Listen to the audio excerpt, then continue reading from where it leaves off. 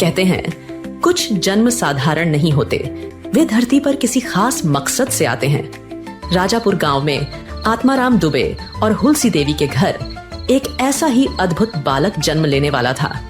12 महीने, पूरे 12 महीने माँ के गर्भ में रहने के बाद जब उस बालक ने जन्म लिया तो देखने वाले हैरान रह गए।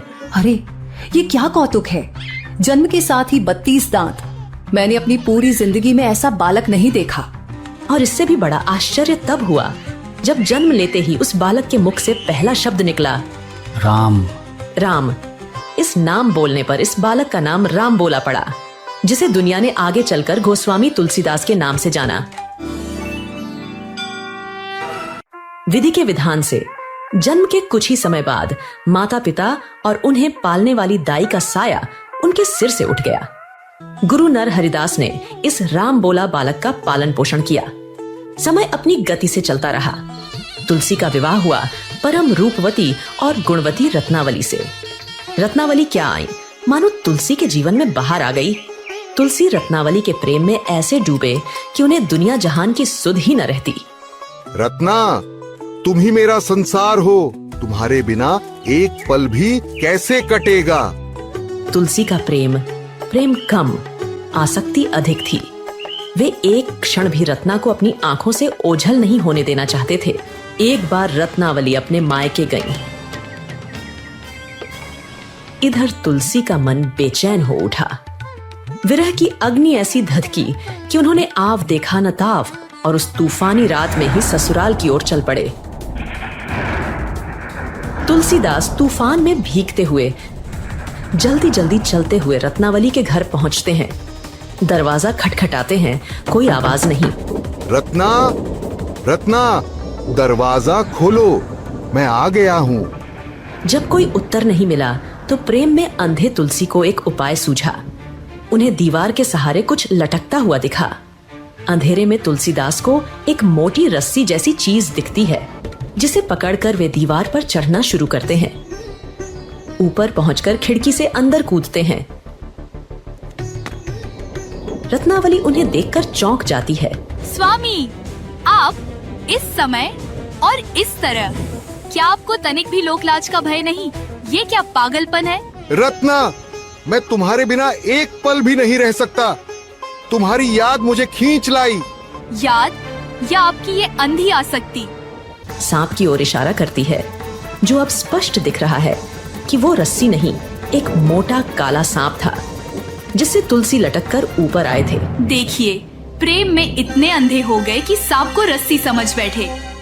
तुलसीदास उस सांप को देखकर सिहर उठते हैं। जितना प्रेम इस हाड़ मांस के शरीर से है, अगर इतनी लगन श्री राम से होती तो आपका जीवन तर जाता, संसार के भय से मुक्ति मिल जाती। क्या आपने कभी सोचा है, जो प्रेम इस शरीर से है वो राम से होता तो क्या होता? रत्नावली के ये शब्द साधारण शब्द नहीं थे, ये ज्ञान की चिंगारी थे। तुलसी के मोह का सारा नशा एक पल में उतर गया। उन्हें अपनी भूल का एहसास हुआ। तुलसीदास स्तब्ध खड़े हैं। सच कहा तुमने रत्ना, सच कहा। ये कैसा प्रेम जो मुझे अंधा बना दे। जिस शरीर को मैं सब कुछ समझ बैठा वो तो नश्वर है। असली प्रेम तो परमात्मा से होना चाहिए। उसी क्षण तुलसी के जीवन की दिशा बदल गई। उनके भीतर वैराग्य की ज्वाला धधक उठी। उन्होंने गृह त्याग दिया। मन में एक ही संकल्प था, श्री राम की खोज, सत्य की खोज। कहाँ मिलेंगे प्रभु, कौन दिखाएगा रास्ता? भटकते भटकते तुलसी काशी पहुंचे। वहां वे कठोर साधना में लग गए।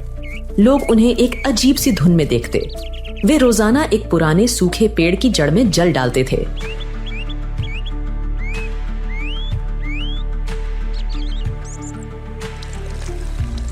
देखो तो, ये साधु क्या कर रहा है? सूखे पेड़ को पानी देने से क्या होगा? लगता है दुनिया से मन उछट गया है, अपनी ही धुन में रहता है। दिन बीते, महीने बीते, साल बीतने को आए। तुलसीदास निरंतर उस सूखे पेड़ को सींचते रहे। उन्हें नहीं पता था कि उस पेड़ पर एक ब्रह्म पिशाच वास करता था, जो उनके द्वारा अर्पित जल से तृप्त होता था। और उनकी इस अटूट श्रद्धा और निस्वार्थ सेवा को कोई और भी देख रहा था। एक रात पेड़ से एक धुंधली सी आकृति प्रकट होती है। तुलसी, मैं वर्षों से प्यासा इस सूखे पेड़ पर निवास कर रहा था, लेकिन किसी ने इस सूखे पेड़ पर ध्यान नहीं दिया। मैं तुम्हारी इस निस्वार्थ सेवा से प्रसन्न हूं। बोलो, क्या चाहते हो? हे दिव्य आत्मा, मैं तो बस अपने प्रभु श्री राम के दर्शन चाहता हूँ। क्या आप मुझे मेरे राम से मिला सकते हैं? नहीं, मैं स्वयं तो तुम्हें श्री राम से नहीं मिला सकता, पर हां, जो तुम्हें उनसे मिला सकते हैं उनका पता बता सकता हूं। इसी काशी में गंगा किनारे नित्य रामायण की कथा होती है। वहां श्रोताओं में हनुमान जी राम कथा सुनने अवश्य आते हैं। वही तुम्हें राम से मिला सकते हैं। तुलसीदास की आंखों में एक नई आशा की चमक। वे ब्रह्म पिशाच को प्रणाम करते हैं। ब्रह्म पिशाच ने तुलसीदास को एक राह दिखाई थी, पवन पुत्र हनुमान, जो उन्हें उनके आराध्य श्री राम से मिला सकते थे। उसी आशा में तुलसीदास रामायण कथा स्थल पर पहुंचे। कथा चल रही है।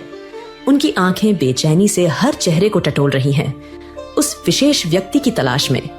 कई लोग बैठे हैं, कोई साधारण, कोई साधु वेश में। कहाँ हैं वे? कैसे पहचानूंगा उन्हें? ब्रह्म पिशाच ने कोई स्पष्ट हुलिया तो नहीं बताया था, बस इतना कि वे नित्य आते हैं। कथा समाप्त हुई। भीड़ धीरे धीरे छंटने लगी। तुलसीदास की बेचैनी और बढ़ गई। उन्होंने हर एक व्यक्ति को ध्यान से देखा जो वहां से जा रहा था, पर उन्हें कोई ऐसा विशेष व्यक्ति नजर नहीं आया जिससे उनका मन कह सके कि यही हैं वे। आज तो कोई नहीं मिला। क्या ब्रह्म पिशाच ने मुझे भ्रम में डाल दिया, या मुझ में ही कोई कमी है कि मैं उन्हें पहचान न सका? निराश तुलसीदास उसी पेड़ के नीचे पहुंचे। उनका मन व्यथित था। क्यों वत्स, इतने निराश क्यों हो? क्या हुआ?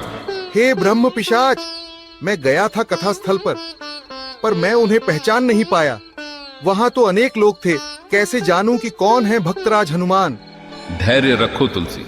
सच्चे भक्त की पहचान साधारण आंखों से नहीं, हृदय की आंखों से होती है। फिर भी मैं तुम्हें एक संकेत देता हूं। उन श्रोताओं में एक अत्यंत वृद्ध, कोरही जैसा दिखने वाला व्यक्ति होगा। वह सबसे अलग चुपचाप एक कोने में बैठता है। कथा आरंभ होने से भी पहले पहुंच जाता है और सबके चले जाने के बाद ही वहां से उठता है। वही हैं भक्तराज हनुमान। उनकी शरण में जाओ। ब्रह्म पिशाच की बात सुनकर तुलसीदास की आंखों में फिर से आशा की किरण चमक उठती है। धन्यवाद प्रभु, आपने मेरी दुविधा दूर कर दी। कल मैं अवश्य उन्हें पहचान लूंगा। ब्रह्म पिशाच से संकेत पाकर तुलसीदास अगले दिन कथा आरंभ होने से बहुत पहले ही वहां पहुंच गए। उनकी आंखें द्वार पर टिकी थीं। धीरे धीरे कथा स्थल पर लोग आने लगते हैं। तभी एक अत्यंत वृद्ध, झुका हुआ, मैले कुचैले वस्त्रों में एक व्यक्ति लाठी के सहारे धीरे धीरे आता है। उसका शरीर मानो रोगों से ग्रस्त हो, कोरही जैसा प्रतीत होता है। वह आकर एक कोने में चुपचाप बैठ जाता है। यही हो सकते हैं वे, जैसा ब्रह्म पिशाच ने बताया था, बिल्कुल वैसा ही हुलिया। कथा हुई। तुलसीदास की नजरें उस वृद्ध व्यक्ति पर ही टिकी रहीं। कथा समाप्त होने पर जब सब लोग चले गए, तब भी वह वृद्ध वहीं बैठा रहा। अंत में जब पूरा स्थान लगभग खाली हो गया, तब वह धीरे से उठा और जाने लगा। तुलसीदास तेजी से उस वृद्ध व्यक्ति के पीछे चलते हैं। कुछ दूर जाकर एक एकांत स्थान पर तुलसीदास उनके सामने आकर उनके चरणों में गिर पड़ते हैं। प्रणाम महात्मा। हे भक्तराज, मुझ पर कृपा कीजिए। वृद्ध व्यक्ति तुलसीदास को देखते हैं। उनके चेहरे पर कोई विशेष भाव नहीं, मानो वे तुलसीदास को जानते ही न हो। कौन हो तुम और मुझे क्यों प्रणाम कर रहे हो? मैं तो एक दीनहीन रोगी वृद्ध हूँ। मुझसे क्या चाहते हो? नहीं प्रभु, आप साधारण नहीं हो सकते। मेरी अंतरात्मा कहती है कि आप ही पवन पुत्र हनुमान हैं। दास पर दया कीजिए, मुझे श्री राम के दर्शन करवा दीजिए। तुम भ्रम में हो बालक। मैं कोई हनुमान वनुमान नहीं। मुझे जाने दो, मेरा समय व्यर्थ मत करो। वृद्ध व्यक्ति आगे बढ़ने लगते हैं। तुलसीदास व्याकुल होकर उनके मार्ग में खड़े हो जाते हैं। प्रभु, ऐसे मत कहिए। मैं जानता हूँ आप ही हैं।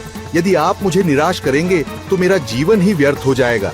आपको श्री राम की सौगंध है प्रभु। यदि आप सच में राम भक्त हैं तो इस तुच्छ सेवक को निराश मत कीजिए। श्री राम की सौगंध सुनते ही वृद्ध व्यक्ति के कदम ठिठक जाते हैं। उनके चेहरे के भाव बदलने लगते हैं। एक क्षण के लिए उनके शरीर में हल्का सा कंपन होता है। वे धीरे से तुलसीदास की ओर मुड़ते हैं। उनकी आंखों में अब एक अलग ही चमक है, एक दिव्य आभा। राम नाम और वो भी सौगंध? तुमने मुझे धर्म संकट में डाल दिया तुलसी। कोई साधारण व्यक्ति राम की ऐसी सौगंध नहीं देता। तुम्हारी भक्ति में अवश्य कोई विशेष बात है। धीरे धीरे वृद्ध का कोर ही जैसा शरीर बदलने लगता है। झुर्रियां कम होने लगती हैं, शरीर में तेज आने लगता है। मैले वस्त्र दिव्य आभा से चमकने लगते हैं। कुछ ही क्षणों में उनके स्थान पर स्वयं पवन पुत्र हनुमान अपने भव्य तेजस्वी वानर रूप में प्रकट होते हैं। हाथ में गदा, मुख पर दिव्य मुस्कान। हाँ तुलसीदास, तुमने मुझे पहचान लिया। मैं ही हनुमान हूँ। तुम्हारी अटूट श्रद्धा और राम नाम की सौगंध ने मुझे अपना वास्तविक स्वरूप प्रकट करने पर विवश कर दिया। तुलसीदास हनुमान जी के इस अद्भुत रूप को देखकर अभिभूत हो जाते हैं। उनके मुख से शब्द नहीं निकलते, बस आंखों से अविरल अश्रुधारा बह रही है। वे हनुमान जी के चरणों में लिपट जाते हैं। प्रभु, हे मेरे स्वामी, आपकी लीला अपरंपार है। मुझ अधम पर इतनी कृपा, मैं धन्य हो गया। मेरा जीवन सफल हो गया। उठो वत्स, तुम्हारी भक्ति सच्ची है। राम काज के लिए तुम्हारा जन्म हुआ है। मैं तुम्हारा मार्गदर्शन अवश्य करूंगा। श्री राम अपने भक्तों को कभी निराश नहीं करते। अब बारी है आपकी परीक्षा की। देखते हैं आपने कथा कितनी ध्यान से सुनी। प्रश्न: तुलसीदास का बचपन का नाम क्या था? ए.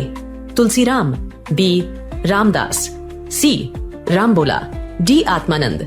सही उत्तर नीचे कमेंट में लिखिए और बनिए क्विज चैंपियन। हो सकता है अगली कथा में लिया जाए आपका नाम।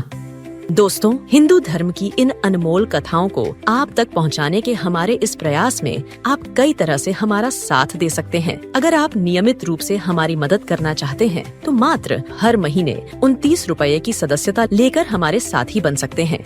आपका एक लाइक, एक प्यारा सा कमेंट जैसे कहानी कैसी लगी या चैनल को सब्सक्राइब करना भी हमारी मदद करता है और इस तरह आप भी अप्रत्यक्ष रूप से धर्म प्रचार में हमारी मदद करते हैं। तो जिस भी तरह से हो सके हमारा साथ दें।